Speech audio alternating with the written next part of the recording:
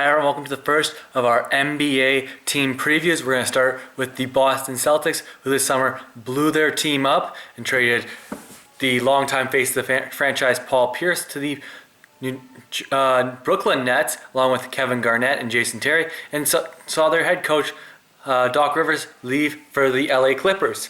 We're going to start with the top remaining pieces, and that would be Rajon Rondo, the point guard for the Celtics.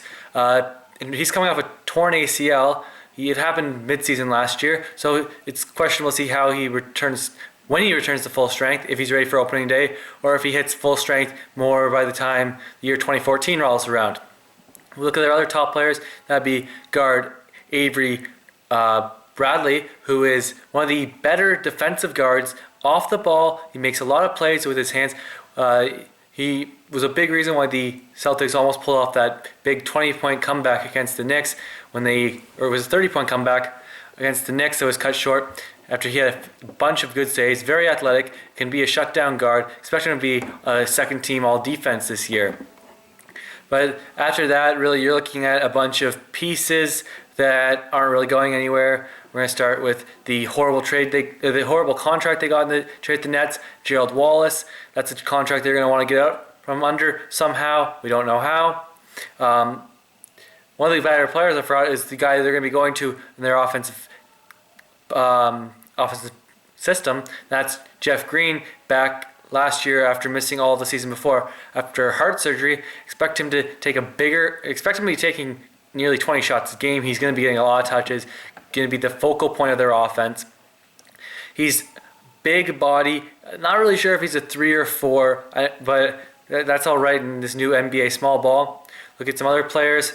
Brandon Bass, a serviceable big man off the bench, but when you're talking about Celtics, you're looking at the starting lineup, and your best starting bigs are the Jared Sullinger, who's coming off back surgery, and Chris Humphries, the ex-Kardashian husband, who, yes, he can rebound to 12 and 10 numbers, but he's not a great starting option. He's a guy you want playing 24 minutes a game off the bench as your forward off the bench.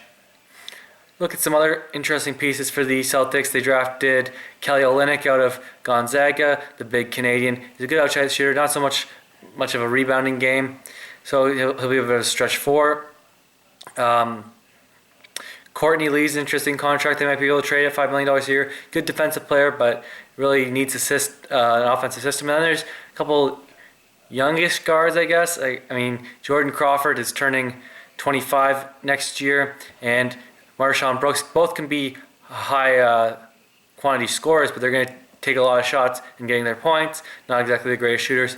So overall, this is a bad Celtics team that's looking at a top 10 draft pick, and they're really looking to see. It'll be interesting to see what new coach Brad Stevens brings to the team after he led Butler to an impressive run over his tenure there. He's a big analytics guy, so we'll see how that plays out his first year. The Celtics looking to rebuild through the draft with another top 10 pick. And that's my preview for the Boston Celtics. Thanks for watching.